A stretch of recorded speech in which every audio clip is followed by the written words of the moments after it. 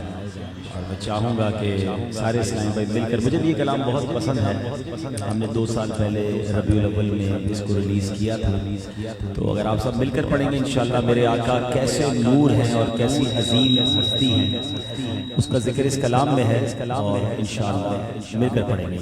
درود پاک پڑھ لیں۔ اللہم صلی علی سیدنا و مولانا محمد عدد ما فی علم اللہ صلاۃ دائمۃ بدوام ملک اللہ۔ نبی سائیں نور آ، نبی سائیں نور آ، حق نبی سائیں نور آ، بچڑا نبی سائیں نور آ، پیارا نبی سائیں نور آ، شان رسالت مولا جانے دیکھے طاقت نہ ہے، شان رسالت مولا جانے دیکھے طاقت نہ ہے، مالک جو محبوب محمد، مالک جو محبوب محمد، کونے کے تھا دور نبی سائیں نور آ، حق نبی سائیں نور آ، حق نبی سائیں نور آ، بچڑا نبی سائیں نور آ، پیارا نبی سائیں نور آ، پیدا تھیند محمد جے پیا پتھر پڑ صلاتوں، پیدا تھیند محمد جے پیا پتھر پڑ صلاتوں، ملک فلک بھی گائن دم دم نور نبیاں جو نہ تو، ملک فلک بھی گائن دم دم نور نبیاں جو نہ تو، اہڑے شان مبارک وارو، اہڑے شان مبارک وارو، حضرت پاک حضور نبی سائیں نور آ، حق نبی سائیں نور آ، نبی سائیں نور آ، بچڑا نبی سائیں نور آ، پیارا نبی سائیں نور آ، جڈائیں پڑھوں تھا درود سجن تے پان درود بدھن تھا، جڈائیں پڑھوں تھا درود سجن تے پان درود بدھن تھا، روزے اطہر پاک منجھارا جلد جواب ڈیڑ تھا، روزے اطہر پاک منجھارا جلد جواب ڈیڑ تھا، چھونا چواما سوہنو محمد، چھونا چواما سوہنو محمد، زندہ آہ ضرور نبی سائیں نور آ، نبی سائیں نور آ، بچڑا نبی سائیں نور آ، پیارا نبی سائیں نور آ، سوہنا نبی سائیں نور آ، سوہنے عربی جام جے آئے ہی ویو سب بھلائیوں، تو ماوے ہی ان محبوب جنا تو اجتا پڑھائیوں، نثار گبر تھیو جینن جے صدقے ملکن میں مشہور نبی سائیں نور آ، نبی سائیں نور آ، حق نبی سائیں نور آ، بچڑا نبی سائیں نور آ۔ اور اسی سلسلے میں آج کراچی کے علاقے میمن گوٹ میں عظیم الشان ہفتہ وار اجتماع جاری ہے، میدان میں یہ اجتماع ہو رہا ہے اور بڑی تعداد میں عاشقان رسول جمع ہیں۔ رب کریم ہم سب کا جمع ہونا، جن عاشقان رسول نے انتظام کیا ان کا انتظام کرنا اپنی بارگاہ میں قبول فرمائے، آج کی رات کی برکتیں ہم سب کو نصیب فرمائے۔ درود پاک پڑھنے کے بے شمار فضائل و برکات ہیں۔ میرے آقا مدینے والے مصطفیٰ صلی اللہ علیہ وسلم کا فرمانے کا شان ہے، روز قیامت لوگوں میں سے میرے قریب تر وہ ہوگا جس نے دنیا میں مجھ پر زیادہ درود پاک پڑھے ہوئے۔ اب یہ بظاہر تو مختصر سی حدیث ہے، لیکن اگر اس کے پیچھے انعام کتنا بڑا ہے، اگر یہ سمجھنے کی کوشش کریں نا، ہم سب کی زندگی میں یا مرنے کے بعد سب سے مشکل دن کون سا ہے؟ کبھی غور کریں، the most difficult day، مشکل دن قیامت کا دن ہے، جس کو یاد دلانے کے لیے بار بار ہم ہر نماز میں پڑھتے ہیں، مالک یوم الدین، روز جزا کا مالک۔ کون سا دن؟ جزا کا دن، فیصلے کا دن، وہ قیامت کا دن ہے۔ اچھا اس تمام مشکلوں میں یعنی گرمی لگے گی تو پیاس لگے گی تو پانی چاہیے ہوگا، اعمال کھلیں گے تو گناہ کھل جائیں گے، کون چھپانے والا ہوگا، پل صراط سے گزرنا ہوگا تو کون سنبھالنے والا ہوگا، یعنی تمام مشکلوں کو غور کریں، وہ کون سی ہستی ہے جس نے مشکل میں کام آنا، یقیناً وہ سرکار دو عالم صلی اللہ علیہ وسلم ہیں جو شافع روز محشر ہیں۔ اب مجھے بتائیں کہ نبی پاک علیہ السلام کہ اگر قیامت کے دن کوئی قریب ہو گیا اس کا تو کام ہی آسان ہو گیا نا، پیاس لگے گی تو نبی پاک جام کوثر عطا فرمائیں گے، اعمال نامے کھلیں گے تو اپنے کرم سے چھپا دیں گے ہمارے گناہوں کو، پل صراط سے گزرنا ہوگا تو رب سلم کی صدائیں لگا کر ہمیں گزار دیں گے انشاءاللہ۔ یعنی اگر نبی پاک کے قریب ہو گیا تو مسئلہ تو حل ہو گیا نا۔ شاعر کہتے ہیں محشر ہے اگر محشر کس بات کا ہم کو ڈر، محشر ہے اگر محشر کس بات کا ہم کو ڈر، جن کے ثنا خواہ ہیں وہ بھی تو وہاں ہوگی۔ تو اب جس نے درود پڑے ہوں گے اور وہ نبی پاک کے قریب ہو گیا تو مسائل بہت آسانی سے حل ہو جائیں گے۔ اب جتنا درود زیادہ اتنا میرے آقا کا قرب زیادہ۔ ہماری مرضی ہے کہ موبائل فون پر چائے کے ہوٹل پر بیٹھ کر دوستوں میں گپ شپ کر کے گھنٹوں گزار دیں، یا اللہ توفیق دے تو تسبیح ہاتھ میں پکڑ کر اللہ اور اس کے رسول کا ذکر کرنے والے بن جائیں۔ اللہ مجھے بھی اور آپ کو بھی کثرت سے درود پاک پڑھنے کی توفیق عطا فرمائے، محبت کے ساتھ بآواز بلند درود پاک پڑھ لیں۔ صلو علی الحبیب صلی اللہ تعالی علی محمد صلی اللہ علیہ وسلم۔ زبان و قلب کی عظمت درود پاک سے ہے، زبان و قلب کی عظمت درود پاک سے ہے، ہر ایک غم میں حفاظت درود پاک سے ہے، غم جہاں سے بھی کبھی سابقہ نہیں پڑتا، مجھے تو ہر گھڑی راحت درود پاک سے ہے، بروز حشر وہ ہوگا نبی کی قربت، بروز حشر وہ ہوگا نبی کی قربت میں، جہاں میں جس کو بھی الفت درود پاک سے ہے۔ اللہ درود پاک کی کثرت کرنے والا بنائے۔ مل کر ایک بار پھر بآواز بلند صلو علی الحبیب صلی اللہ تعالی علی محمد صلی اللہ علیہ وسلم۔ ایک بڑی پیاری حدیث پاک بخاری شریف میں بھی یہ حدیث موجود ہے، مختصراً موجود ہے، اور مسند امام احمد میں یہ تفصیل کے ساتھ حدیث موجود ہے۔ بڑا کمال کا واقعہ ہے، حدیثوں میں کچھ واقعات ایسے پیارے ہیں، حدیث تو ساری پیاری ہوتی ہیں مگر حدیثوں میں نبی پاک نے کچھ واقعات بیان فرمائے جس میں شاندار درس ہوتا ہے۔ یہ واقعہ کیا ہے؟ نبی پاک علیہ السلام نے فرمایا پہلی امتوں کا واقعہ، ایک عورت تھی اپنے دودھ پیتے بچے کو لیے بیٹھی تھی، راستے میں سے ایک امیر کبیر شخص گزرا، گھوڑے پر سوار، بڑی شان و شوکت، بڑے کر و فر کے ساتھ۔ اب وہ خاتون جو اپنے بچے کو گود میں لیے بیٹھی ہے، دودھ پینے کی عمر ہے، اس کے دل میں ارمان آیا، ماں تو ماں ہوتی ہے نا، جب اس نے ایک بندے کو اتنے کر و فر، اتنے جاہو جلال، اتنی لگژری کے ساتھ گزرتے دیکھا تو ماں نے دعا کی، اے اللہ میرے بیٹے کو بھی جیسا بنا، ایسی شان و شوکت اس کی ہے، میرا بیٹا بھی ایسا ہو جائے۔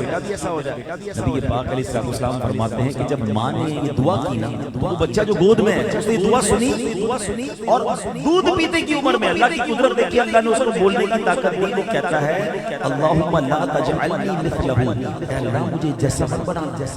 ماں کہہ رہی ہے کہ اللہ میرے بچے کو اس بندے جیسا بنا دے، اور وہ دودھ پیتا بچہ ماں کی گود میں، کیا کہہ رہا ہے اللہ مجھے جیسا مت بنا۔ تھوڑی دیر ہوئی تو ایک خاتون وہاں سے گزری، ایک اور عورت گزری اور اس کے برے حال سے لوگ اسے گھسیٹ رہے تھے، بچے پتھر برسا رہے تھے، دیکھ کر ماں کے دل میں ارمان آیا کہ اے اللہ میرے بیٹے کو اس جیسا مت بنانا، جتنی اس کو مشکلیں آ رہی ہیں، جتنی اس کو عورت کو تکلیف آ رہی ہے، میری یہ دودھ پیتا بچہ میری جان، اے اللہ اس کو ایسی کبھی تکلیف نہ آئے۔ پھر وہ دودھ پیتا بچہ کیا کہتا ہے ماں کی دعا سن کر اللہم اجعلنی مثلہ، اللہ پاک مجھے اس خاتون جیسا بنا۔ بڑی عجیب بات ہے، ایک تو یہ بات سمجھنی ہے اللہ کریم چاہے دودھ پیتا بچہ بھی بات کر سکتا ہے، یعنی یہ بچہ کیسا اللہ کا ولی ہے، اللہ نے کیسی اس کو طاقت عطا فرمائی ہے۔ یہاں یہ بات بھی سیکھنے کو مل رہی ہے کہ اولیاء کرام کی ایک قسم ہوتی ہے جس کو رب کریم مادرزاد ولی بناتا ہے، تو پیدائشی ولی ہوتے ہیں، انہیں ہمارے پیران پیر شیخ عبد القادر جیلانی ہاں وہ بھی مادرزاد ولی تھے۔ اصل میں اس میں کیٹیگریز ہیں، کچھ اولیاء کرام وہ ہیں کرام زندگی کا ایک عرصہ گزار کر توبہ کی، گناہوں میں مبتلا تھے، توبہ کی، اللہ نے توبہ ایسی قبول کی کہ اپنی ولایت عطا فرمائی۔ حضرت بشر حافی ہیں، حضرت حبیب عجمی ہیں، حضرت فضیل بن عیاض ہیں، اور بھی اولیاء کرام کے بارے میں پڑھتے ہیں کہ توبہ سے پہلے لائف کچھ اور تھی، غلط کام تھے، ایسے سچی کہ اللہ نے ولایت کا شہنشاہ بنا دیا۔ اچھا یہ جو کیٹیگری ہے نا، گناہگار کو ولایت مل جاتی ہے توبہ کی وجہ سے، اس کی بنا پر دل میں ایک امید رکھنی چاہیے۔ میں اپنی بات کر رہا ہوں، پرسنلی میں اس طرف سوچتا نہیں تھا، دعا میں کبھی یہ ہمت نہیں ہوتی تھی کہ ہم اللہ سے کہیں کہ اللہ مجھے اپنا ولی بنا دے، مگر جب یہ واقعات پڑھے اور اللہ سلامت رکھے کہ شیخ طریقت امیر علیہ سنت کی مبارک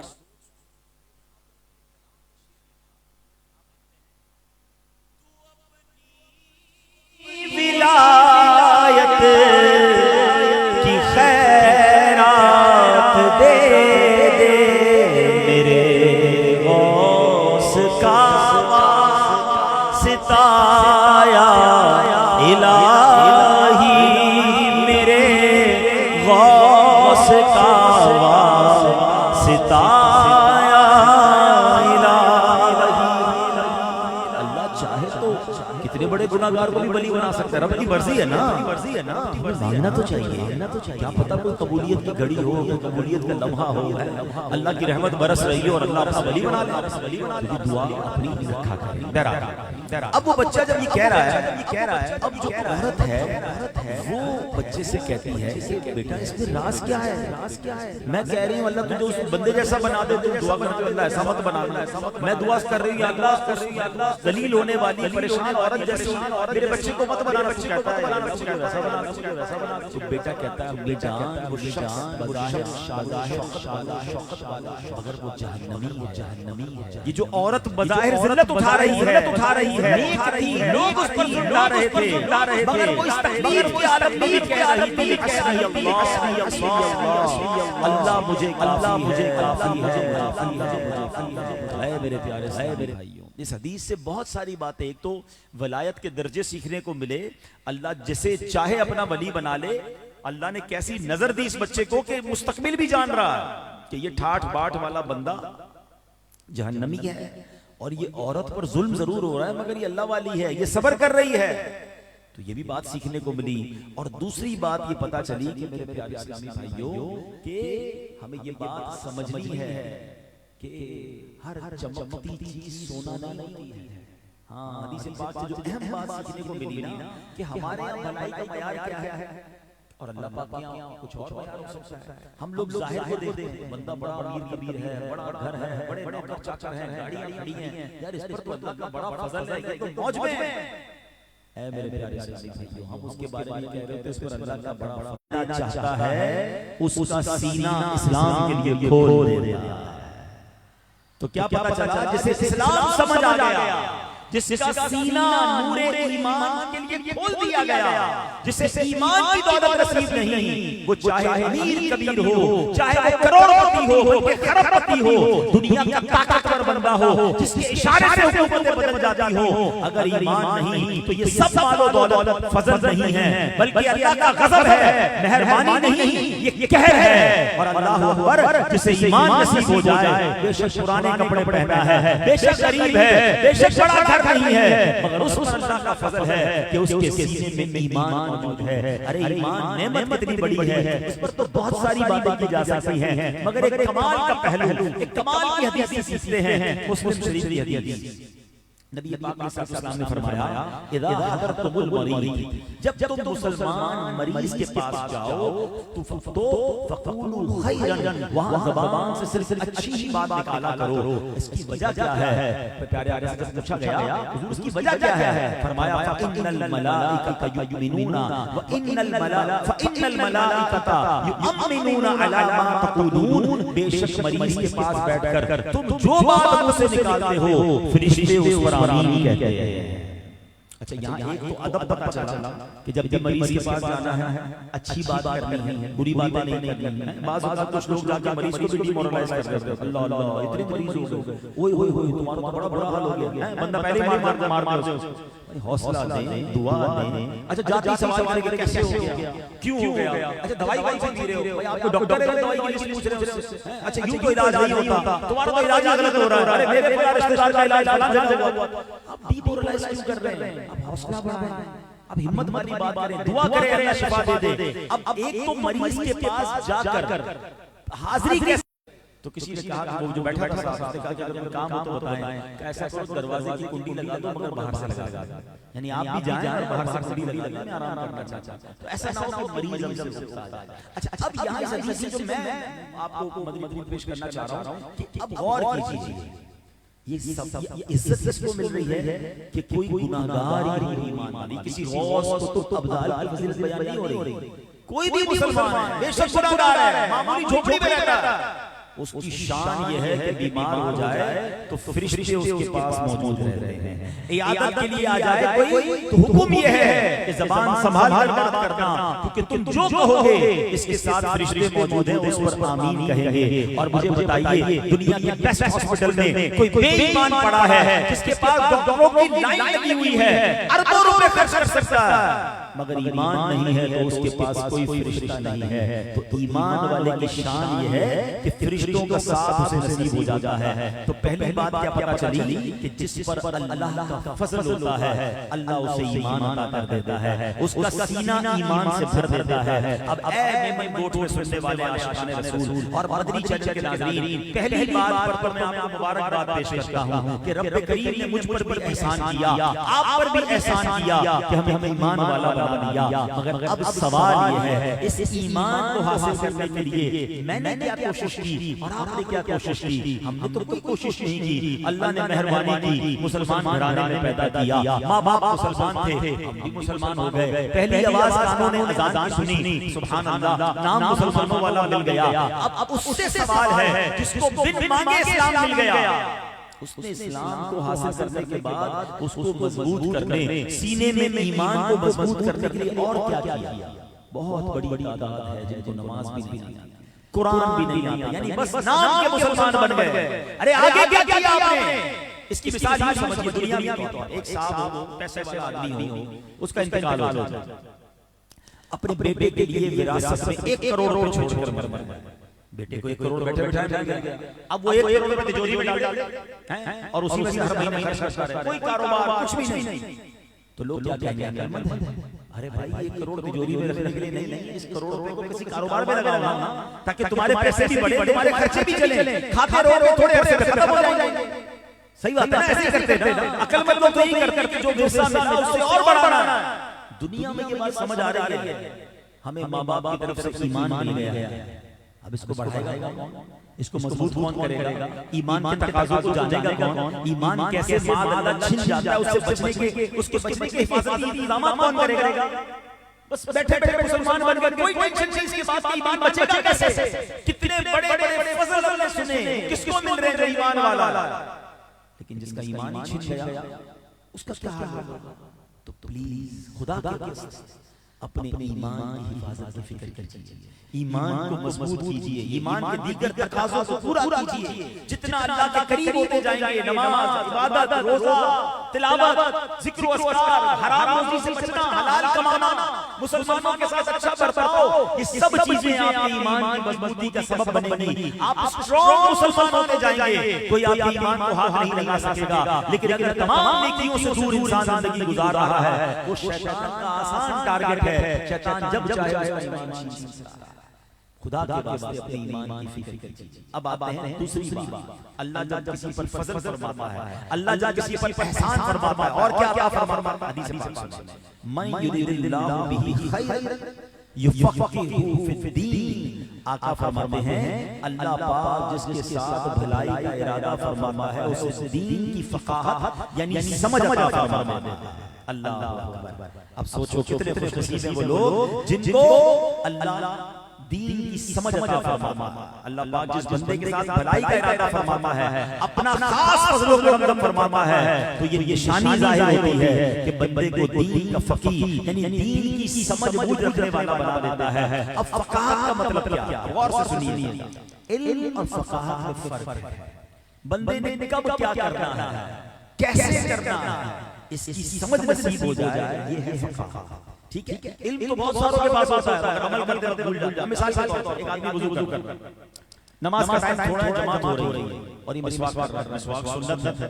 اب وہ مسواک پر عمل کر رہا ہے مگر یہ نہیں سوچ رہا کہ جماعت جا رہی ہے، مسواک پوری کر لی مگر مسواک سے فارغ ہوا جماعت چلی گئی۔ یہ فقاہت نہیں ہے۔ فقاہت یہ کہ سنت چھوڑ دے اور واجب پر عمل کرے، جماعت کو حاصل کر لے، اتنی سمجھ ہو کہ کون سے وقت کرنا کیا ہے۔ بعض اوقات اپنی عقل سے صحیح کام کر رہا ہوتا ہے مگر اس کا ثواب نہیں ملتا، بلکہ بعض اوقات وہ بڑے ثواب سے محروم ہو جاتا ہے۔ اسی طرح ایک بات جو ہے، مثال کے طور پر بندہ غریب ہے، ٹھیک ہے، اور اس پر زکوٰۃ فرض نہیں، فرض زکوٰۃ کے مسائل سیکھ رہا ہے، ٹھیک ہے جناب، اور اس پر نماز فرض ہے، نماز کے مسائل آتا نہیں، تو یہ بے وقوفی ہے۔ بھائی آپ پر زکوٰۃ فرض نہیں ہے، جو پہلے فرض ہے وہ سیکھو نا، جو چیز ضروری ہے اس کو چھوڑ کر آپ اور سیکھ لیں۔ بالکل اسی طرح کچھ لوگ دنیا کے ایسے ایسے علوم سیکھتے ہیں جس کی کوئی ضرورت نہیں مگر اس میں وقت ضائع کر کے جو ضروری چیزیں ہیں وہ چھوڑ دیتے ہیں۔ حدیث پاک میں ایک واقعہ ملتا ہے، ایک بزرگ تھے حضرت جریج، بڑے نیک انسان تھے مگر ایک جگہ پر وہ چوک گئے۔ معاملہ کیا ہوا، وہ عبادت گزار بھی تھے، بڑا عبادت خانہ بھی بنایا، نمازیں بڑی پڑھتے تھے۔ ایک بار نفل نماز پڑھ رہے تھے، ماں نے بلایا، ذہن میں خیال آیا ایک طرف نماز ہے، ایک طرف ماں بلا رہی ہے، ماں کے پاس نہیں گئے، نماز کنٹینیو تھی، ماں نے پھر آواز دی، پھر جواب نہیں دیا، تیسری بار ماں نے آواز دی،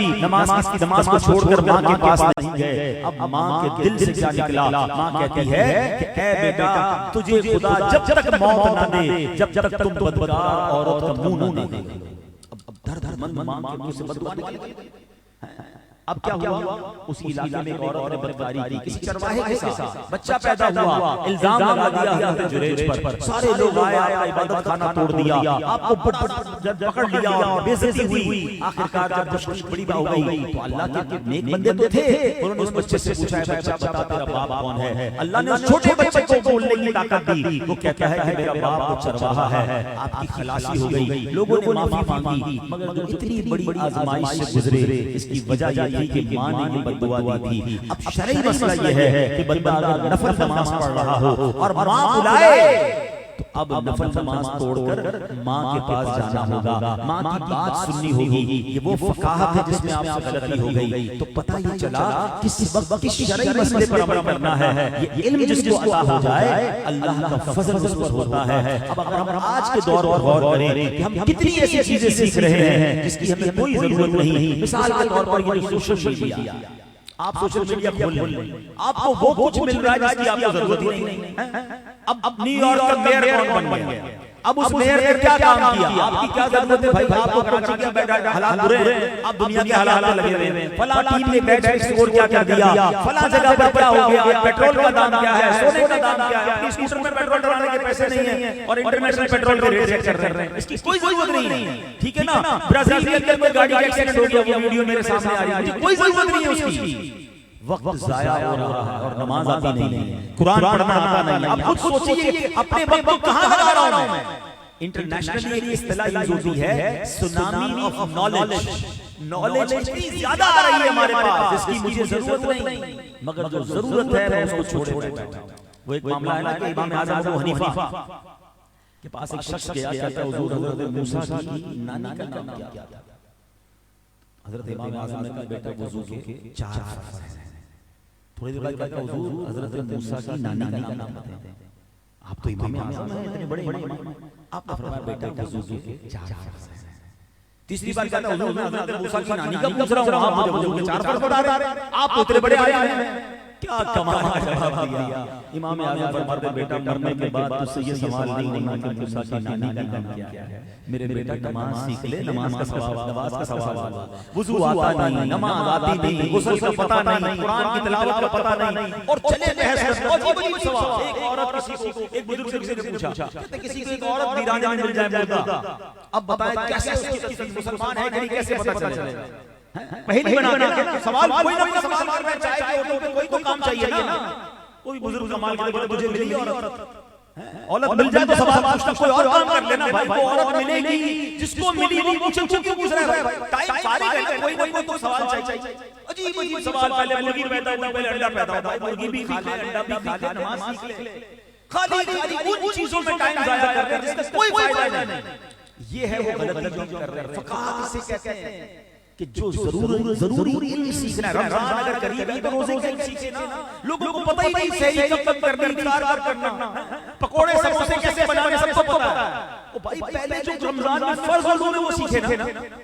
یہ سمجھیے بابا اللہ کا فضل پر ہو جاتا ہے. جس کو اللہ دین کی فقاہت عطا فرما دیتا ہے وہ سمجھ سے فیصلہ کرتا ہے کہ مجھے پہلے کیا علم حاصل کرنا چاہیے, کب اس پر عمل کرنا ہے. اللہ کرے یہ بات ہمیں سمجھ آ جائے اور ہم اس سے اس بات کو سیکھ لیں. اے میرے پیارے اسلامی بھائیوں, امام اچھا اسی طرح بڑی کمال کی صحابہ کرام کے کوئی معاملات ہوئے ہیں بالفرض, کوئی بھی معاملہ ایسا ہے. اب اس پہ بحث کریں گے کون حق پر تھا, کس کی غلطی تھی. بھائی آپ کا کام نہیں, میں نے اپنا فیصلہ کرنا ہے, اپنے معاملات ٹھیک کر لو نا. اب دیکھیں حضرت مولا علی سے کیا سوال ہوا. ایک بار حضرت امام احمد بن حنبل کی خدمت میں, حضرت امام احمد بن حنبل کی خدمت میں کچھ لوگ حاضر ہوئے. عرض کیا حضور حضرت مولا علی شیر خدا کرم اللہ تعالی وجہہ الکریم اور حضرت امیر معاویہ کے درمیان جو معاملات ہوئے تھے اس کے متعلق آپ کیا فرماتے ہیں. آج کل بھی بحث چلتی رہتی ہے.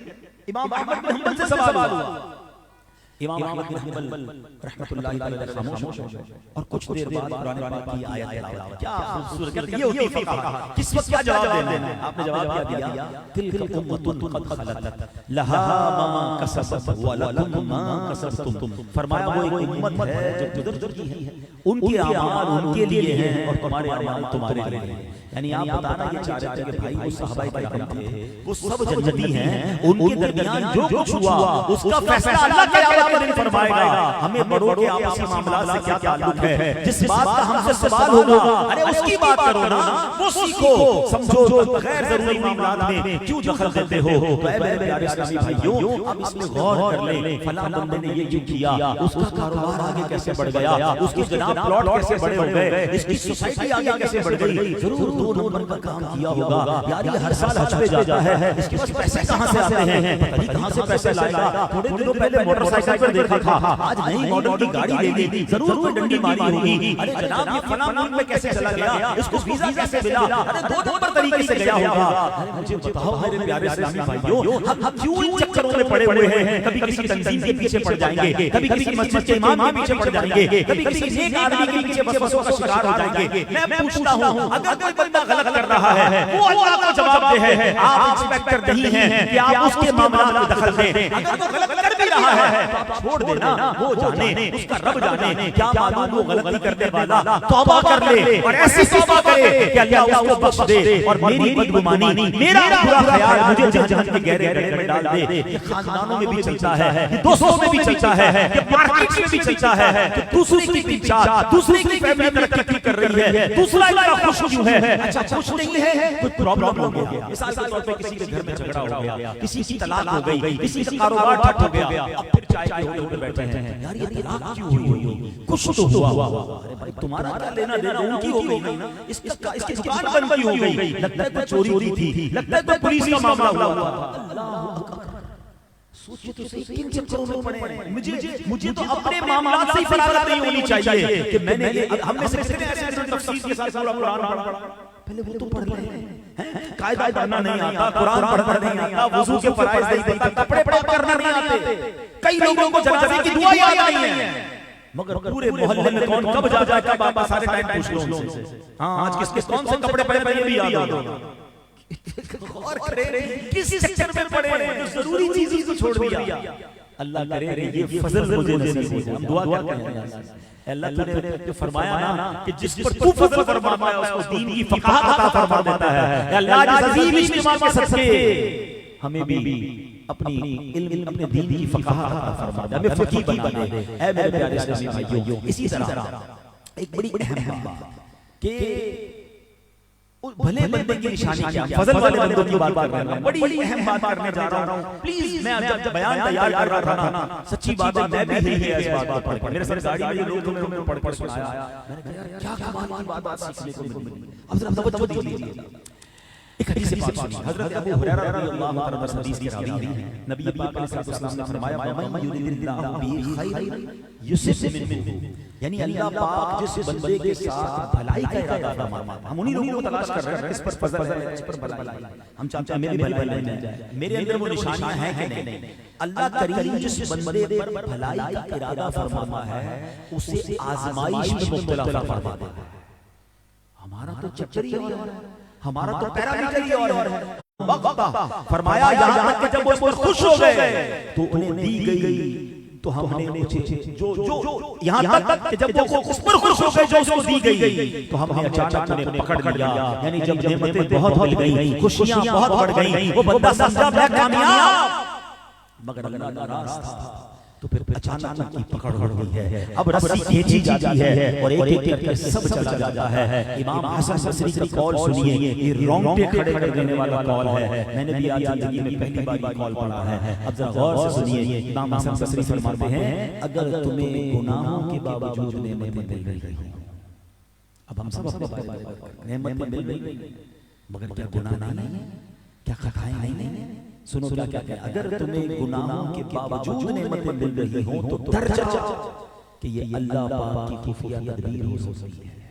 تمہیں چیک کیا جا رہا ہے، ٹیسٹ کیا جا رہا ہے. فرماتے ہیں اب ذرا غور سے دو چار جملے میں کہنے جا رہا ہوں. پتہ چلا نعمتیں ہی نعمتیں ملتے رہنا، آزمائش نہ آنا یہ ہر مرتبہ فضل کی علامت نہیں ہے. بعض دفعہ یہ ناراضی کی علامت بھی ہوتی ہے. جب یہ آزمائش جو ہوتی ہے نا، پرابلم جو ہوتی ہے، یہ ہر مرتبہ ہی فضل کی نشانی ہوتی ہے. کیا کمال کا جملہ ہے کہ نعمت ملنا ہر بار فضل نہیں ہوتا، مگر آزمائش ملنا یہ ہر بار فضل ہوتا ہے. اور اس کو واضح کیسے کیا گیا؟ اب دیکھیں ہم بیمار ہوتے ہیں، آزمائش آئی مگر یاد کس کو کرتے ہیں؟ جیسے بیمار ہوتے ہیں اللہ کو یاد کرنے لگ جاتے ہیں، دعائیں کرنے لگ جاتے ہیں. اللہ نہ کرے کاروبار بند ہو جائے، کس کو یاد کرتے ہیں؟ اللہ کو یاد کرتے ہیں. تندرستی میں کسے پکارتے ہیں؟ اللہ کو پکارتے ہیں. زلزلہ آ جائے، طوفان آ جائے، تیز آندھی چلے، گناہگار سے گناہگار بندہ بھی ہو وہ کلمہ پڑھنے لگ جاتا ہے، وہ اللہ اللہ کرنے لگ جاتا ہے. اس کا مطلب کیا ہوا کہ جب بھی آزمائش آتی ہے بندہ اللہ کے قریب ہو جاتا ہے. تو پتہ چلا کہ آزمائش اس لیے بھیجی جاتی ہے کہ بندے کی غفلت کا پردہ ہٹ جائے اور بندہ یاد خدا میں مصروف ہو جائے. تو اب یہ بات جو آزمائش میں ہے نا، بعض اوقات آزمائش میں ہوتے دل چھوٹا کر لیتے ہیں. یار مجھ پر تو ٹینشن نہیں بڑی ہے، میرا تو کاروبار ہی نہیں چل رہا، میرے گھر میں لڑائی جھگڑے ہیں. ارے یاد رکھو اللہ جس سے محبت فرماتا ہے اس پر آزمائش بھیجتا ہے. کاش یہ بات سمجھ آ جائے. ایک ایتھیسٹ تھا، ملحد، اللہ کو مانتا ہی نہیں. ٹھیک ایسے بھی بس لوگ ہیں جو کسی کو خدا مانتے ہی نہیں، کہتے دنیا میں ایسا وجود میں آ گئی، خود بن گئی ہے، اس کا کوئی خالق نہیں، کوئی مالک نہیں. اس کی بیٹی بیمار ہو گئی، ہاسپٹل میں گیا، بیٹی کو لے کر بڑا علاج کرایا. اب بالکل بیٹی کی طبیعت خراب ہوتی گئی اور خراب ہوتی. ڈاکٹر نے کہا بہت مشکل ہے. اب یہ سوچنے لگا کہ میں بھی کسی سے اگر کوئی خدا ہوتا تو اس سے مدد مانگتا، دعا کرتا، مانتا تو خدائی کسی بھی نہیں مانتا. آخرکار جب بہت برا پڑ گیا ہاتھ اٹھایا، کہتے ہیں اللہ اگر تو ہے، اے خدا اگر تو ہے تو میری بیٹی کو شفا دے دے، میں بے بس ہوں، میری مدد فرما، میری بیٹی کو شفا دے دے. اب اس کا گڑگڑانا تھا اور اس کی بیٹی کو شفا مل گئی. اب یہ حیران کہ کوئی تو ہے. میں ڈاکٹر بھی منع کر چکے، میں تو مانتا تھا خدا ہی نہیں ہے. اب بچی تو شفا یاب ہوگی مگر اگر مانوں کس خدا کا؟ بہت سارے مذہب ہیں، سب کے خدا ہیں، میں کس مذہب کے خدا کو مانوں؟ اب اس کے نصیب میں کیا ہوا کہ اس نے کسی نے اسے قرآن کریم کا تحفہ دیا، قرآن کریم کی تلاوت شروع کی. جیسے جیسے قرآن پڑھتا گیا دل سے سیاہی اترنے لگی، سمجھ گیا کہ وہی تو ہے جو نظام ہستی چلا رہا ہے، وہی تو ہے جو نظام ہستی چلا رہا ہے. میرا خدا ہے. کلمہ پڑھ پڑھ مسلمان ہو گیا. تو پتہ چلا میرے پیارے اسلامی بھائیو، آزمائش جب آتی ہے نا تو بندہ اللہ کے قریب ہو جاتا ہے. ہم فضل کی تلاش میں، ہم برکت کی تلاش میں، ہم مال و دولت بڑے ڈرنے سے لوگ کہتے ہیں اللہ کی مہربانی ہے، اللہ کا فضل ہے، حرام کما رہا ہو. تو یاد رکھو یہ فضل نہیں، آزمائش ہے. یہ تمہیں ڈھیل دی جا رہی ہے. کیا قارون پیسے والا نہیں تھا؟ فرعون پیسے والا نہیں تھا؟ ہاں یہ یاد رکھیے گا. اور یہاں چلے شہرت اور عزت سے بھی فرق سمجھ رہے ہیں. عجیب بات ہے یہ بچے کو مواد چل گئی ہے. ہر بچے کو یوٹیوبر بننا ہے, ہر بچے کو سوشل میڈیا پہ لائک اور فالوور چاہیے. میرے اتنے فالوور, تیرے اتنے فالوور, میں اتنا مشہور, تو اتنا مشہور. کس چکر میں پڑ گئے؟ ایک جملہ یاد کر لیں گئی ہے, لوگوں کا نام لیتے ہیں تو سر ادب سے جھک جاتا ہے. اور مدینے کی بات کریں, ارے بات کرو تو آنکھوں میں آنسو آ جاتے ہیں. غریب آدمی سب کچھ بیچتا ہے, کہتا ہے یا زندگی میں ایک بار مدینہ دکھا دینا. کیسی اللہ پاک نے شان عطا فرمائی اپنے حبیب کو, ان کے صحابہ کو, جنت البقیع والوں کو, غزوہ احد والوں کو. اللہ اکبر, اس کو کہتے ہیں عزت. بتاؤ نا کتنے فالوور, کتنے سوشل میڈیا کے اکاؤنٹ بنائے انہوں نے. ان کو اکاؤنٹ بنانے کی ضرورت نہیں ہے, ان کا اکاؤنٹ دل میں ہے, ان کی فالوئنگ ہمارے دلوں میں ہے. اللہ نے ہماری نسلوں میں ڈالی ہے. ارے جب چھوٹے تھے نا, مجھے یاد ہے جب میں بچہ سا تھا, میں اسکول جاتا تھا, میں مدرسہ جاتا تھا, میری ماں سے جو ان کی ویڈیوز ہیں وہ شیئر کر دو. اچھا لوگ کہتے ہیں جناب الٹی بات کریں گے تو شہرت ملے گی, الٹی بات کریں گے تو جناب لائکس ملیں گے. آپ کی بھول ہے. آج کے اس دور میں دعوت اسلامی نے ثابت کیا ہے 6 کروڑ سے زیادہ سوشل میڈیا فالوور دعوت اسلامی کے ہیں. اچھی ستھری سچی بات کریں, لوگ پھر بھی سنتے ہیں اور نہ سنیں. میری کوئی بات سنیں, مجھ پر واجب تو نہیں نا کہ میں حرام کانٹینٹ, میں کیوں اپنی آخرت برباد کروں. ایک جملہ یاد کر, داتا حضور کی بات بھی ہے نا, چلو میں داتا حضور کی بات آپ کو سناتا. کمال کا جملہ فرماتے ہیں حضور. داتا حضور فرماتے ہیں جس کا مضمون ہے خوش نصیب ہے وہ شخص جس کو دنیا والے نیک نہ سمجھتے ہو, دنیا میں اس کا کوئی شہرہ نہ ہو اور اللہ کی بارگاہ میں وہ مقبول ہو. فرمایا بد نصیب ہے وہ شخص جس کو دنیا والے تو بہت بہت سمجھتے ہوں مگر اللہ کی بارگاہ میں اس کا کوئی حصہ نہ. بتاؤ ساری دنیا میری واہ واہ کرے, ہاتھ چومے, اور اللہ اس کے رسول ناراض ہو تو میرا کیا فائدہ ہے شہرت کا. مجھے تو یہ چاہیے کہ میرا نبی میرے آقا مجھ سے راضی ہو جائے, میرا رب مجھ سے راضی ہو جائے. کاش یہ بات سمجھ آ جائے. تو ہے میرے پیارے اسلامی بھائی, فضل والوں کی بات ہو رہی ہے. ہر مالدار, ہر پیسے والا, ہر خوشحال فضل والا ہو یہ ضروری نہیں. ہاں آزمائش آئی ہے تو اللہ محبت کر رہا ہے تمہیں, تمہارے گناہ معاف کرنے آزمائش آئی ہے. صبر کا دامن ہاتھ سے نہ چھوڑنا. اب آخری بات, کیونکہ آج میمن موٹ والوں نے ہماری بڑی اچھی مہمان نوازی بھی ہے, اور ماشاءاللہ میں دیکھتا ہوں جب سندھ جائیں, انٹیریئر پنجاب جائیں, بڑی محبت کے ساتھ آپ لوگ مہمان نوازی کرتے ہیں. یہ بڑا اچھا وصف ہے. فضل والوں کی بات ہو رہی ہے, اللہ نے جن پر عنایت کی ہے. آؤ میں ایک اور فضل والا کام بتا دیتا ہوں.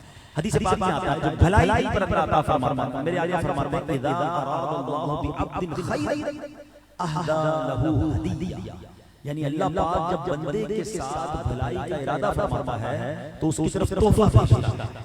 پوچھا کیا وہ تحفہ کون سا ہوتا ہے؟ ما تلک الہدیہ یا رسول اللہ, وہ کون سا تحفہ ہوتا ہے؟ فرمایا بِالضَّيْفِ يَنزِلُ بِهِ بِرِزْقِهِ وَيَرْحَلُ وَقَدْ غُفِرَ لِأَهْلِ الْمَنزِلِ. یعنی اللہ پاک اس کے ہاں مہمان بھیجتا ہے جو اپنا رزق ساتھ لاتا ہے, مگر جب جاتا ہے تو گھر والوں کی مغفرت ہو جاتی ہے. کیسا اللہ نے بھلائی کا ارادہ کیا. خوش نصیب ہے وہ جن کے گھر مہمان آتے جاتے رہتے ہیں. ارے مبارک ہونے جن کے گھر مہمان آتے تو ان کے چہرے کھل جاتے ہیں, وہ ویلکم کرتے ہیں, کیونکہ مہمان اپنا رزق لے کر آتا ہے, جاتا ہے وہ گناہ لے کر جاتا ہے, مغفرت کروا دیتا ہے. اب ان کو غور کرنا چاہیے کہ جن کے گھر پر مہمان آتا ہے تو دل پر بوجھ فیل کرتے ہیں, وہ افسردہ ہو جاتے ہیں, مہمان کو تنخواہ دیتے ہیں. نہیں میرے پیارے اسلامی بھائیوں, مہمان نوازی حضرت ابراہیم کا طریقہ ہے, مہمان نوازی تو میرے آقا کا طریقہ ہے. بلکہ سچی بات بتاؤں, یہ سارا زمانہ جو ہے نا نبی پاک کا مہمان ہے. پوچھو سیدی اعلیٰ حضرت سے, کہتے ہیں آسمان خان, زمین خان, زمانہ مہمان. فرماتے ہیں یہ سارا زمانہ مہمان کس کا ہے؟ کیونکہ نبی پاک وجہ تخلیق کائنات ہے نا. آسمان خان, زمین خان, زمانہ مہمان. صاحب خانہ لقب کس کا ہے؟ تیرا تیرا. حضور یہ سارا زمانہ آپ کے دسترخوان پر آپ کی اللہ کی عطا سے آپ کو رب نے قاسم بنایا ہے. یہ سارا زمانہ مہمان ہے. تو مہمان نوازی کو بڑی اہمیت دی گئی اسلام میں. نبی پاک فرماتے ہیں لا خیر فی من لا یضیف, یعنی اس بندے میں کوئی بھلائی نہیں ہے جو مہمان نوازی نہیں کرتا. تو یاد رکھیے اللہ جس سے بھلائی کا ارادہ فرماتا ہے سبحان اللہ اس کو مہمان اس کو عطا فرما دیتا ہے. جو مہمان نواز ہے مہمان کی عزت کرتا ہے، مہمان کو راحت و آرام پہنچاتا ہے، سبحان اللہ، وہ اللہ کے نزدیک بھلائی والا ہے۔ اور جس کا دل مرجھا جاتا ہے، دل میں پریشان ہو جاتا ہے، مہمان کی اچھی میزبانی نہیں کرتا، ایسے آدمی کی اخلاق و کردار اور اس کی ذات میں کوئی بھلائی نہیں ہے۔ نبی پاک علیہ السلام کی ایک اور حدیث فرماتے ہیں جس گھر میں مہمان ہو اس گھر میں خیر و برکت اس طرح دوڑ کر آتی ہے جیسے اونٹ کی کوہان سے چھڑی تیزی سے گرتی ہے، بلکہ اس سے بھی تیز، یعنی اگر اونٹ کی کوہان پہ چھڑی رکھ دے فوراً گر جائے گی نا، فرمایا اس سے بھی تیز اللہ کی رحمت اس کے گھر میں آتی ہے۔ ایک اور ایمان افروز حدیث سنیے، حضرت انس رضی اللہ تعالیٰ عنہ نے اپنے بھائی حضرت برہ بن مالک رضی اللہ تعالیٰ عنہ سے فرمایا، اے برہ، آدمی جب اپنے بھائی کی صرف رضائے الہی کی مہمان نوازی کرتا ہے اور اس کی کوئی جزا اور شکریہ نہیں چاہتا تو اللہ پاک اس کے گھر میں 10 فرشتوں کو بھیج دیتا ہے جو پورا سال اس کے گھر میں رہتے ہیں اور اللہ پاک کی تسبیح بھی کرتے ہیں، اس کی پاکی بھی بولتے ہیں، اللہ پاک کی بڑائی بھی بیان کرتے ہیں اور گھر والوں کے لیے بخشش کی دعا بھی کرتے رہتے ہیں۔ اور جب سال پورا ہو جاتا ہے تو ان فرشتوں کی پورے سال کی عبادت کے برابر صاحب خانہ کے نامہ اعمال میں عبادت لکھ دی جاتی ہے اور اس کے ساتھ آخرت میں اسے یہ جزا ملے گی کہ اللہ پاک اس کو جنت کی لذیذ غذائیں کھلائے گا۔ اب تو میرا خیال ہے آج کے بیان کے بعد مہمان ڈھونڈنے پڑیں گے کہ جلدی جلدی کوئی اچھا سا مہمان آ جائے، میرے گناہ بھی لے جائے، 10 فرشتے بھی چھوڑ جائے اور جنت میں کھانے بھی انتظام ہو جائیں۔ اللہ کرے کہ سچے مہمان نواز بن جائیں۔ تو حدیثیں بہت ساری ہیں اور بڑا پیارا آج موضوع میرے پاس ہے کہ بھلائی کس کو ملتی ہے۔ ایک حدیث میں میرے آقا فرماتے ہیں اللہ جس سے بھلائی کا ارادہ فرماتا ہے اس سے اچھے اخلاق عطا فرما دیتا ہے۔ تو اللہ کرے ہم اچھے اخلاق والے بن جائیں، اللہ یہ بھلائی بھی ہمیں عطا فرما دے۔ سبحان اللہ، نبی پاک علیہ السلام نے فرمایا کہ اللہ پاک جس کے ساتھ بھلائی کا ارادہ فرماتا ہے اسے لوگوں کو محبوب بنا دیتا ہے۔ پر کیا تم جانتے ہو کہ کیسے محبوب بنانا ہے؟ اللہ پاک اسے مرنے سے پہلے نیک اعمال کی توفیق بخشتا ہے، بس اس کے آس پاس رہنے والے اس سے راضی ہو جاتے ہیں۔ اللہ اکبر۔ ایک اور حدیث پاک اور یہ آخری حدیث ہے، سبحان اللہ، نبی پاک فرماتے ہیں اللہ پاک جس بندے کے ساتھ بھلائی کا ارادہ فرما لیتا ہے اس سے لوگوں کی حاجتیں پوری کرنے کا کام لے لیتا ہے۔ خوش نصیب ہیں وہ لوگ جن کے پاس لوگ آتے ہیں، کوئی قرض لینے آتا ہے، کوئی مسئلہ حل کروانے آتا ہے، کوئی سفارش کروانے آتا ہے، کوئی دعا کروانے آتا ہے، کوئی مشورہ لینے آتا ہے۔ مبارک ہو انہیں جنہیں اللہ نے لوگوں کی حاجتیں پوری کرنے والا بنایا ہے۔ لوگ اکتا جاتے ہیں، یار مجھ سے کیوں کہتے ہو، جب دیکھو میرے پاس آ جاتے ہو، نہیں بھائی میرے پاس ٹائم نہیں ہے اور بھی تو کوئی کام ہے کرنے کا، بس تمہاری باتیں سنتا رہوں۔ نہیں، اللہ نے آپ کو ایسا بنایا ہے کہ لوگ آپ کی طرف آ رہے ہیں، ارے اس کو اللہ کی طرف سے فضل سمجھیے، بھلائی کا ارادہ سمجھیے، کوشش کریں لوگوں کی مدد کریں۔ ضروری نہیں ہم ہر کسی کو پیسے دے سکیں، ضروری نہیں ہم ہر کسی کو قرضہ دے سکیں، لیکن میٹھی بات تو کر لیں، مسکرا کر حوصلہ تو دے دیں۔ دعا تو فری میں ملتی ہے نا، مسئلہ یہ ہے حل بھی نہیں کرتے، دل بھی توڑ دیتے ہیں۔ نہ کرو ایسا، سبحان اللہ، بریلی کے تاجدار دیکھتے ہیں نا، شربت نہ دیں کریں بات لطف سے۔ ارے بات نہیں، اگر شربت نہیں پلا سکتے میٹھی بات تو کر سکتے ہو نا، اس میں تو پیسے نہیں لگتے۔ شربت نہ دیں کریں بات لطف سے، یہ شہد ہو پھر سے پرواہ شکر کی ہے۔ ارے اتنی تو کم از کم اس کو میٹھی بات کر دیں تاکہ اس کو حوصلہ مل جائے۔ تو اے میرے پیارے اسلامی بھائیوں، آج کچھ وہ حدیثیں سنی ہیں، میرا بھی یقین کریں اس وقت میں بھی اور کیفیت میں ہوں کہ کیا پیاری حدیثیں ہیں کہ اللہ جس سے بھلائی کا ارادہ فرماتا ہے، آئے اس مسلمان کی نصیب کو دیکھو جس سے رب بھلائی کا ارادہ فرما رہا ہے۔ تو اب دیکھ لیں میرے اخلاق اچھے ہیں کہ نہیں، اب دیکھ لیں میں مہمان نواز ہوں کہ نہیں، اب دیکھ لیں میرا ایمان پکا ہے کہ نہیں۔ جو باتیں ہم نے بیان کی ہیں اس پر غور کرتے چلے جائیں، اور اگر آزمائشیں ہیں تو سمجھ جاؤ اللہ نے بھلائی کا ارادہ کر دیا ہے، اللہ نے بیماری بھیجی ہے، اللہ نے کاروبار میں کمزوری بھیجی ہے، اللہ نے جناب کچھ معاملات گھر ڈسٹرب ہوئے، کوئی بات نہیں، یہ اللہ کی طرف سے آزمائش ہے۔ صبر پر دامن نہ چھوڑنا، رب سے راضی رہنا۔ اللہ اکبر۔ ایک بڑا کمال کا جملہ ایک بزرگ میں نے پڑھا، ایک ذہن کا الگ دریچہ کھول دیا انہوں نے۔ وہ کہتے ہیں عام بندے دعا کرتے ہیں اے اللہ میرا یہ مسئلہ حل کر دے، مجھے سکون دے دے۔ ہم کیا دعا کرتے ہیں؟ اے اللہ اس حال میں رکھ جس حال میں میں راضی ہوں۔ یہی دعا ہے میری اور آپ کی، بیماری دور کر دے، کاروبار اچھا کر دے، گھر اچھا دے دے، سکون دے دے، فیملی میں لڑائی جھگڑے ختم کر دے۔ اس کا مطلب کیا ہے؟ اے اللہ جس حال میں میں راضی ہوں وہ والا حال دے دے۔ کہتے ہیں عام بندے یہ دعا کرتے ہیں، مگر جو اللہ والے ہوتے ہیں وہ دعا کرتے ہیں اللہ اس حال میں رکھ جس حال میں تو راضی ہے۔ بات گہری ہے، ہر کسی کو سمجھ نہیں آئے گی۔ ہاں اگر اللہ اس بات پر راضی ہے کہ میں مشکل میں رہوں، اللہ اس بات پر راضی ہے کہ میں ڈیفیکلٹی میں رہوں، اللہ اس بات پر راضی ہے کہ میں روز روزہ رہوں، اللہ اس بات پر راضی ہے کہ مجھے یہ مشکل ملے، تو مولا میں راضی ہوں۔ تو نے تو بنایا، تو نے بڑے اچھے دن دیے، تو نے بڑے سکھ کے دن دکھائے، تو نے بڑی عزت دی، تو نے دنیا کی ہر چیز دکھائی، اے اللہ اگر کچھ دن آزمائش بھی بھیجی تو تو نے بھیجی، اے مالک میں اس آزمائش پر راضی ہوں، اے اللہ مجھے اس حال میں رکھ جس حال میں تو راضی ہے۔ علماء کہتے ہیں جب بندہ اس کیفیت میں آ جاتا ہے نا، پھر اللہ اپنی خاص رحمتوں کے دروازے اس پر کھولتا ہے، کیونکہ یہ اللہ کی بارگاہ میں سرنڈر کرنا ہے، اللہ کی بارگاہ میں سبمیشن کرنا ہے۔ اے اللہ میں کچھ بھی نہیں، جو کچھ ہے وہ تو ہے، جس پر تو راضی میرے مولا میں اس پر راضی۔ یہی بات بابا بلے شاہ کہتے ہیں نا کہ جے سونا میرے دکھ وچ راضی، جے سونا میرے دکھ وچ راضی، میں سکھ نوں چلے پاوا ہوں، پھر مجھے سکھ کو کیا کرنا ہے، رب دکھ میں راضی ہے، اللہ میں بھی دکھ میں راضی ہوں۔ اللہ کرے یہ بات سمجھ آ جائے تو پھر دکھ نہیں لگے گا، پھر پریشانی نہیں لگے گی، ہر حال میں اللہ کا شکر ادا کرنے کو جی چاہے گا۔ اللہ کریم مجھے بھی اپنے شکر گزار اور صبر کرنے والے بندوں میں شامل فرما لے، اور ہم پر بھی، ہم سب کو بھی ایسا بنا دے، اور ہم پر فضل کے دروازے کھول دے، ہم پر بھلائی کے دروازے کھول دے، ہماری زندگی کے آخری ایام اللہ نیکی کے کاموں میں لگا دے، ہمیں مرنے سے پہلے ایسے کاموں میں رب لگا دے کہ جس میں اس کی رضا ہو، اور ایمان کے ساتھ، عافیت کے ساتھ، کلمے والی اور نبی پاک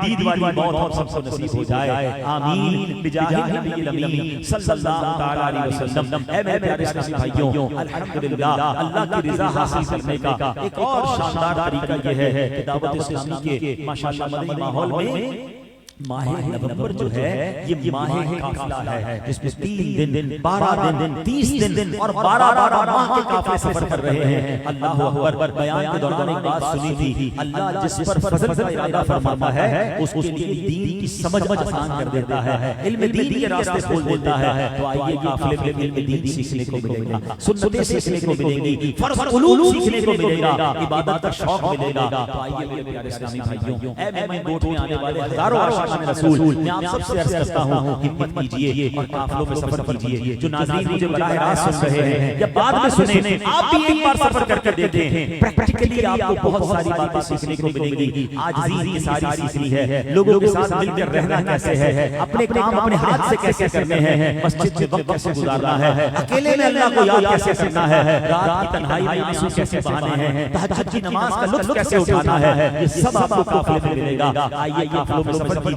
اور انشاءاللہ 21 نومبر کو مراد میمن ٹاؤن سے 1 ماہ اور 12 دن کے قافلے راہ خدا میں سفر کر رہے ہیں۔ آئیے میں آپ سب کو دعوت دیتا ہوں، ہمت کیجئے، جس کی پکی نیت بنتی ہے ہاتھ اٹھائیں، انشاءاللہ قافلے میں سفر کریں گے انشاءاللہ۔ میں اللہ سے دعا کرتا ہوں، یا اللہ جو ماہ نومبر میں قافلے میں سفر کرے اسے اسی سال مدینے کی حاضری بھی عطا فرما۔ ہمت کریں انشاءاللہ، ہمارے سلسلے میں موجود ہوں گے، اپنے نام بھی لکھا دیجئے گا، اپنا کانٹیکٹ نمبر بھی دے دیجئے گا تاکہ پھر آپ کی قافلوں میں سفر کی ترتیب بن جائے۔ اللہ پاک عمل کرنے کی توفیق عطا فرمائے، آمین بجاہ نبی الامین صلی اللہ تعالی علیہ وسلم۔ اب انشاءاللہ ہم درود پاک پڑھیں گے، جو ہر جمعرات کو ہمیں درود اور دعائیں پڑھائی جاتی ہیں۔ بزرگوں نے فرمایا جو شخص ہر شب جمعہ اور جمعرات کی درمیانی رات یہ درود پاک پابندی سے کم از کم 1 مرتبہ پڑھے، موت کے وقت سرکار مدینہ صلی اللہ تعالی علیہ وسلم کی زیارت کرے گا، اور قبر میں داخل ہوتے وقت بھی یہاں تک کہ وہ دیکھے گا کہ سرکار مدینہ صلی اللہ علیہ وسلم اسے قبر میں اپنے رحمت بھرے ہاتھوں سے اتار رہے ہیں۔ آئیے مل کر پڑھ لیتے ہیں، اللہم صلی وسلم وبارک علی سیدنا محمد النبی الأمی الحبیب العالی القدر العظیم الجاہ وعلی آلہ وصحبہ وسلم۔ حضرت انس رضی اللہ عنہ سے روایت ہے کہ تاجدار مدینہ صلی اللہ علیہ وسلم نے فرمایا جو شخص یہ درود پاک پڑھے، اگر کھڑا تھا تو بیٹھنے سے پہلے اور بیٹھا تھا تو کھڑے ہونے سے پہلے اس کے گناہ معاف کر دیے جائیں۔ آئیے مل کر پڑھتے ہیں، اللہم صلی علی سیدنا و مولانا محمد وعلى آلہ وسلم. جو یہ درود پاک پڑھتا ہے اس پر رحمت کے 70 دروازے کھول دیے جاتے ہیں. آئیے رحمتوں بھرا درود پاک پڑھتے ہیں. صلی اللہ علی محمد. علامہ احمد سعدی رحمۃ اللہ علیہ بعض بزرگوں کے حوالے سے لکھتے ہیں اس درود شریف کو ایک بار پڑھنے سے 6 لاکھ درود شریف پڑھنے کا ثواب حاصل ہوگا. آئیے پڑھ لیتے ہیں. اللہم صلی علی سیدنا محمد عدد ما فی علم اللہ صلاة دائمة بدوام ملک اللہ. ایک دن ایک شخص آیا تو نبی پاک علیہ السلام نے اسے اپنے اور صدیق اکبر رضی اللہ عنہ کے درمیان بٹھا لیا. اس سے صحابہ کرام علیہ رضوان کو حیرت ہوئی کہ یہ کون بڑے مرتبے والا شخص ہے. جب وہ چلا گیا تو نبی پاک علیہ السلام نے فرمایا جب مجھ پر درود پاک پڑھتا ہے تو یوں پڑھتا. آئیے ہم پڑھ لیتے ہیں. اللہم صلی علی محمد کما تحب وترضى لہ.